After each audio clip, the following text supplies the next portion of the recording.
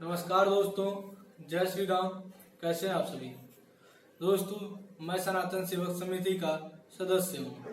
अगर आप भी हमारी समिति से जुड़ना चाहते हैं तो मैं आप सभी को डिस्क्रिप्शन में लिंक दिया हूं, वहां से क्लिक करें और अपना परिचय दें। आप सभी को हमारी समिति में जोड़ लिया जाएगा। वैसे दोस्तों, मैं 2 दिन से लगातार वीडियो नहीं डाल रहा हूँ।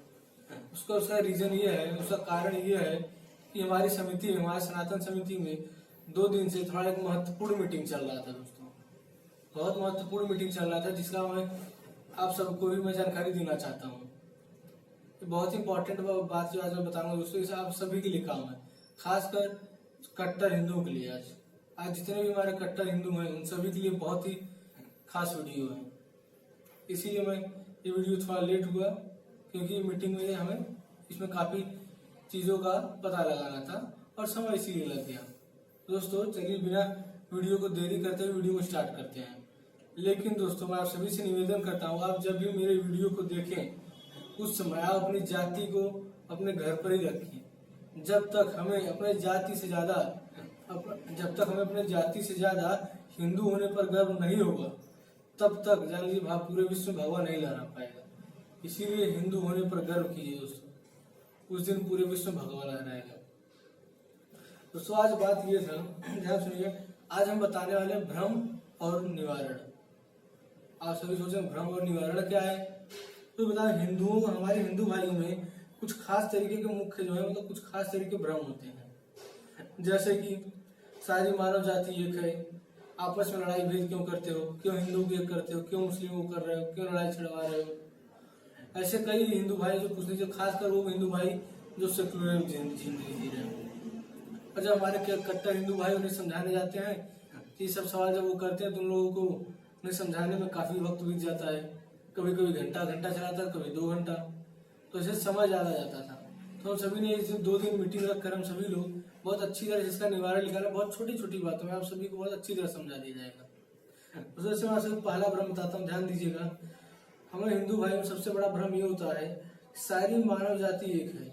क्या? सारी मानवता एक है। हम वासुदेव कुटुंब को मानते हैं, हम वासुदेव कुटुंब को मानते हैं और सबका सम्मान करते हैं।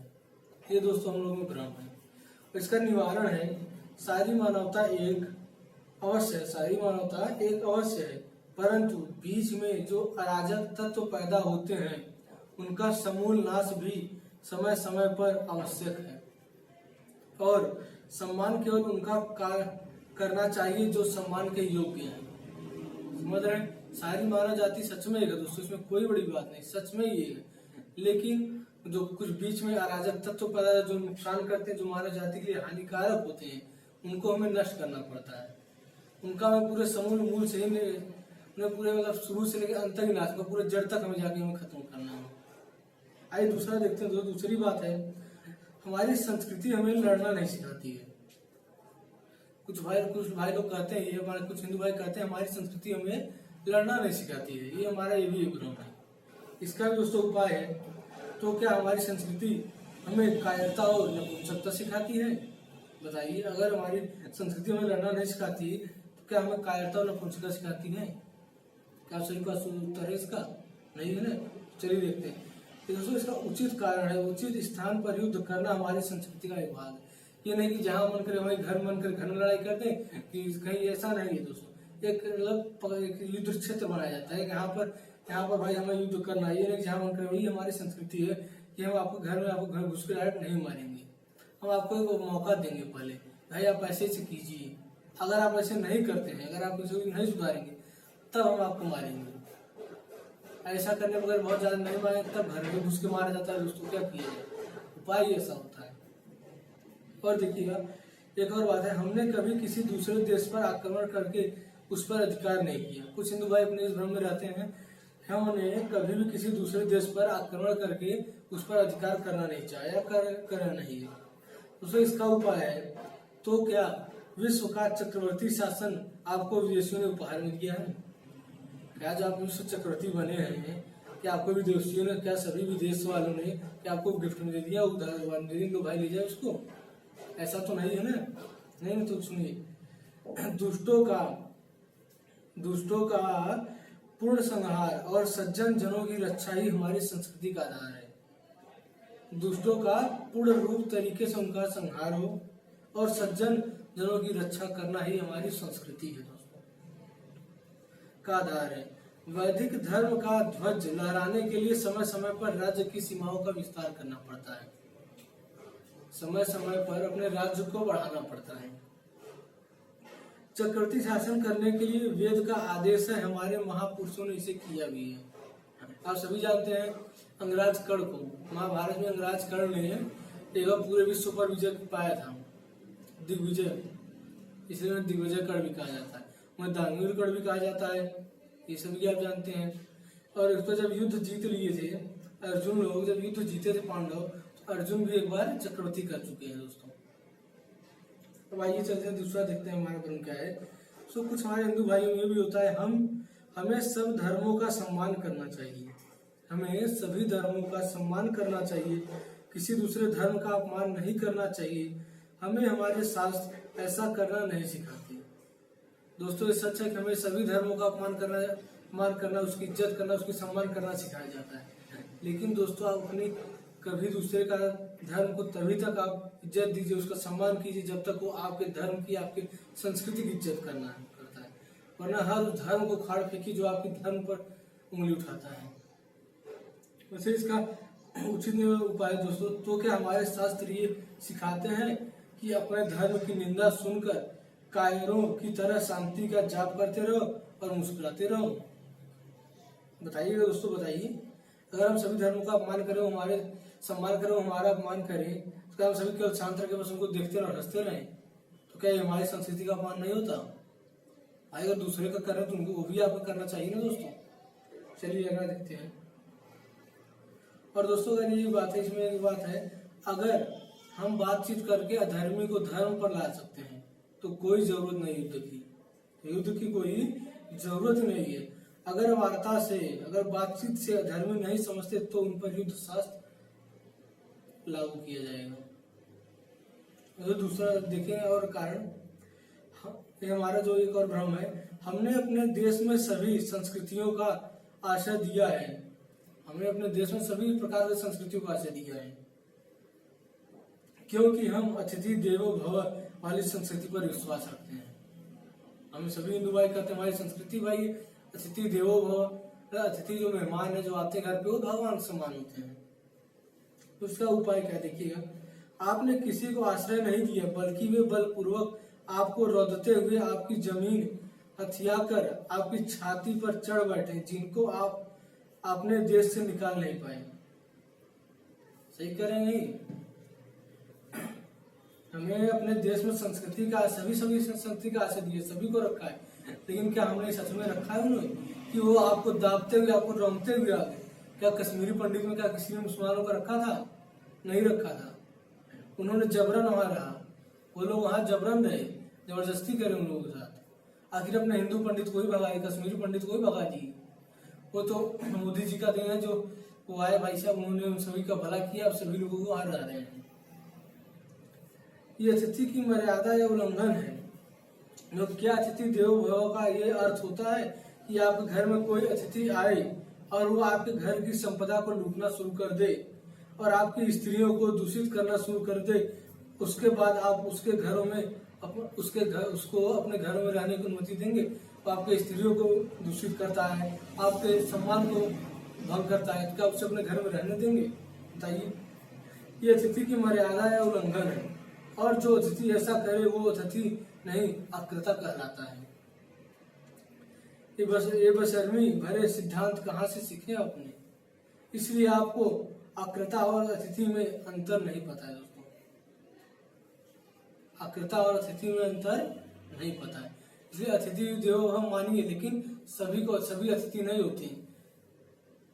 चलिए दोस्तों अगला देखते हैं। हमें हमारे धर्म पूर्ण धैर्य का शिक्षा देते हैं, हमें हमारे धर्म पूर्ण रूप तरीके से धैर्य का शिक्षा देते हैं, इसलिए अपने शत्रु को भी क्षमा करने का बल देवता देते हैं। सही कह रहे हैं? हमारे पास धैर्य होता है, इसीलिए हम कहते हैं अपने शत्रु को भी क्षमा करते हैं, ये सत्य है। लेकिन शत्रु भी क्षमा का पात्र तब तक होता है कि वह पुनः उस पर अपराध को सदा के लिए त्याग दे। तभी तक हमसे क्षमा करेंगे, तभी क्षमा करेंगे जब वो उस कारण को सदैव के लिए त्याग दे, अन्यथा नहीं। दोस्तों एक बात बताऊं, उदाहरण के साथ समझाऊं, देखिएगा। पृथ्वीराज चौहान ने 17 बार मोहम्मद गौरी को क्षमा किया था। सभी को पता है पृथ्वीराज चौहान ने मोहम्मद गौरी को 17 बार क्षमा दिया था। क्या गौरी ने 18वीं बार युद्ध नहीं किया था?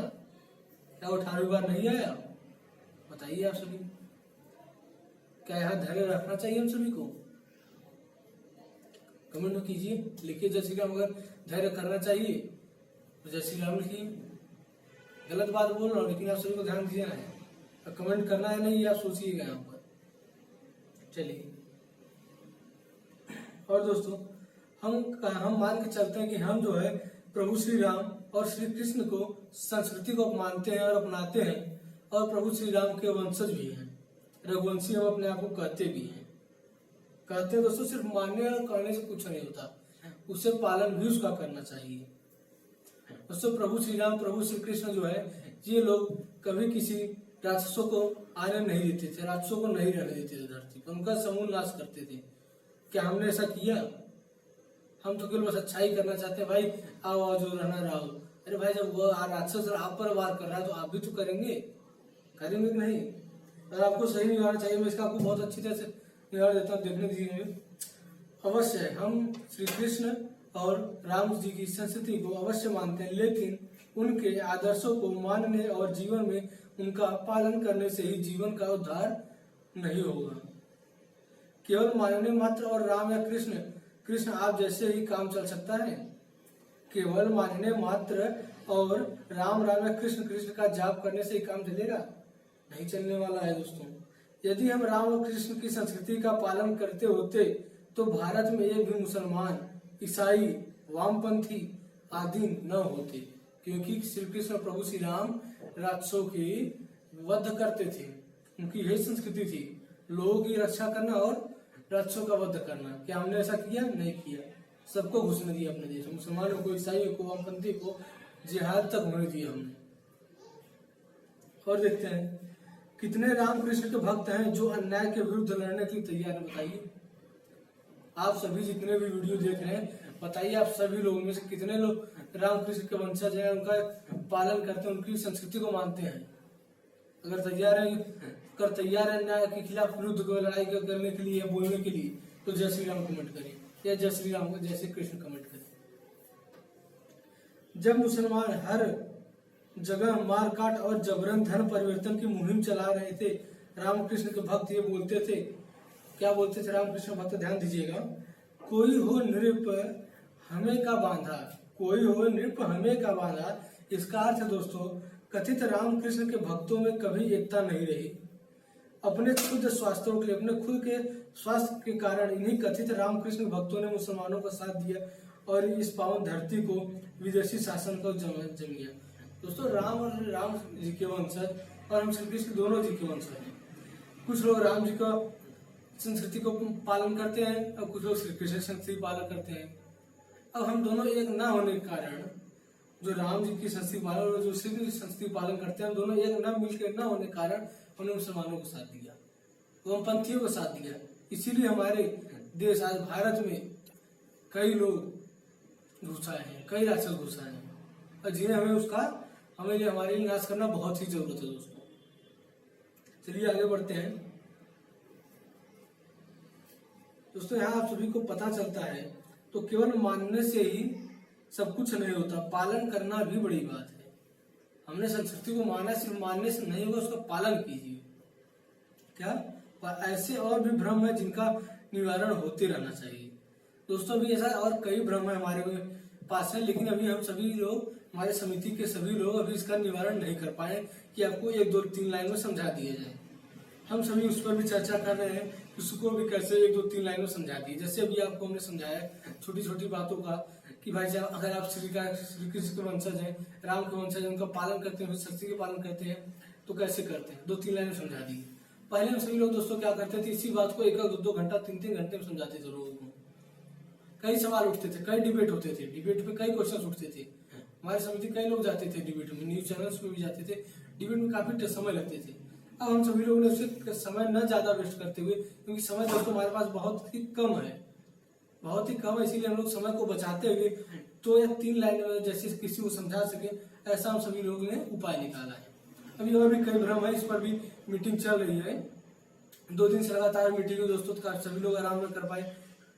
सभी काफी थक चुके थे, सभी के दिमाग थोड़ा सा स्लो काम करना शुरू हुआ, इसीलिए हम लोगों ने सोचा आज रेस्ट ले लिया जाए। इसीलिए दोस्तों आज रेस्ट में ही हम वीडियो बना रहे हैं, वरना 2 दिन दोस्तों पिछले 2 दिन वीडियो में नहीं बना पाए। अब देखते हैं आगे फिर से ऐसा कब होता है, कितने दिन वीडियो। फिलहाल हमारा और आपका संबंध यही रहेगा, आप एक हिंदू भाई, मैं एक हिंदू भाई, ठीक है दोस्तों। अगर आपको वीडियो अच्छा लगा हो तो लाइक और शेयर कीजिए। दोस्तों मैं आप सभी को ये नहीं बोलता कि आप मेरे चैनल को सब्सक्राइब कीजिए, और ना ही मैं कभी आगे बोलूंगा कि आप मेरे चैनल को सब्सक्राइब कीजिए, लेकिन आपसे एक बात जरूर कहूंगा कि लाइक और शेयर कीजिए। दोस्तों अगर आप शेयर करते हैं तो हमें नहीं पता चलता है, लेकिन अगर आप लाइक कर देते हैं तो हमें पता चलता है हाँ हमारे इतने भाई ने वीडियो को लाइक किया है, इतने भाई ने हमें शेयर किया है। इसीलिए आपसे हर बार कहता हूँ कि वीडियो को लाइक और शेयर अवश्य करें। दोस्तों इस वीडियो में इतना ही। जय श्री राम।